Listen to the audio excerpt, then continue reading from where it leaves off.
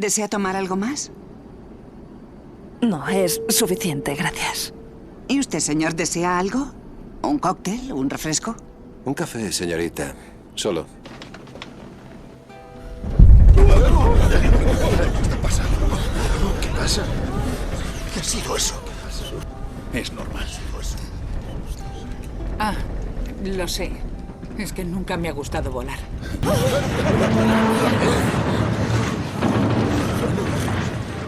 No se apure. Enseguida pasará.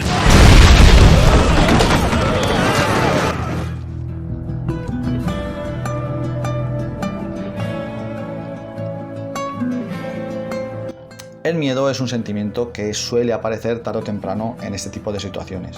Y las personas lo experimentamos de diferentes formas y en diferentes medidas a lo largo de todo el tratamiento de nuestro hijo. Y lógicamente, para enfrentarse a ese miedo, hay que echarle valor.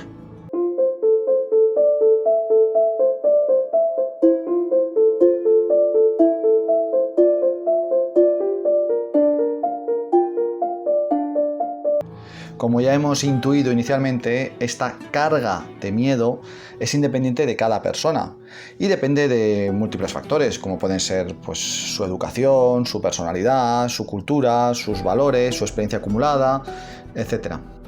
No obstante, y esto es una opinión personal, existe una serie de factores diferentes de los que acabamos de citar que suponen un aumento o una disminución de ese grado de miedo, de ansiedad, llamémoslo como quieras.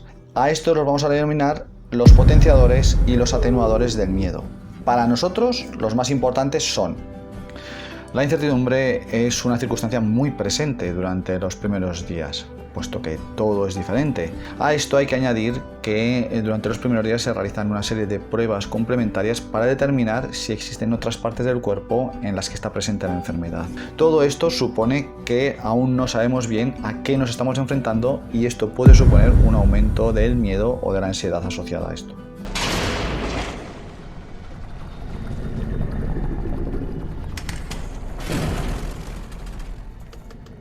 ¿Qué ha sido eso?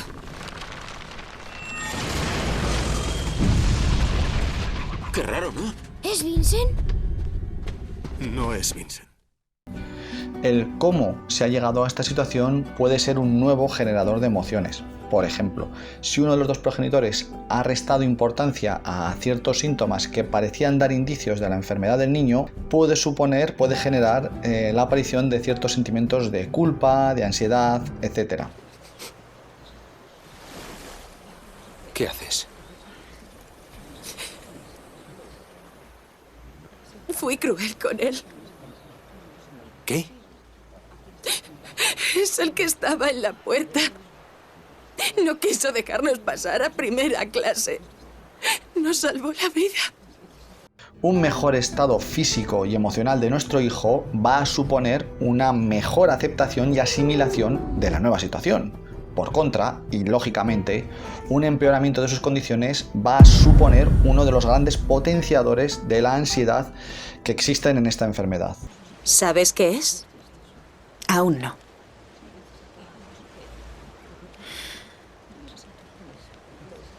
No noto moverse al bebé desde ayer.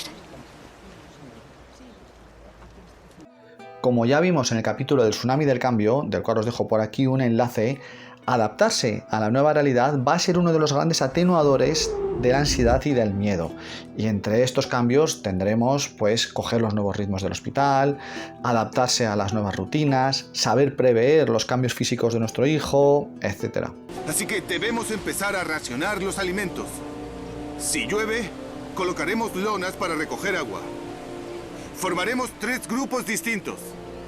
El grado de feeling o confianza que tengamos con nuestro hijo puede llegar a ser un punto muy importante, puesto que recordemos que los tratamientos pueden llegar a durar meses, incluso años, con etapas en las cuales se pasa mucho tiempo juntos, con lo cual llevarse bien o llevarse mal puede ser un potenciador o un atenuador de las emociones y del miedo.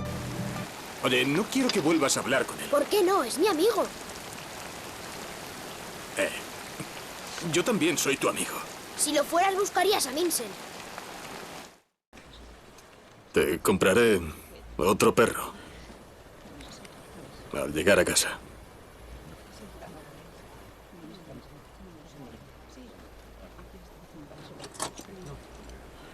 El miedo es muy curioso. Como residente, mi primera operación fue de columna a un paciente de 16 años. Al final, después de 13 horas, cuando la estaba cerrando, accidentalmente le rasgué el saco dural. Sentí un terror grande. Así que tomé una decisión. Dejé que el miedo hiciese su trabajo, que se apoderase de mí. Pero solo durante 5 segundos, no iba a darle 6. Y desapareció. Acabé en la sutura y la paciente se recuperó. Me pasa a mí. Y salgo corriendo. No creo que sea cierto. ¿No has echado a correr? They're gonna wash away. They're gonna wash away.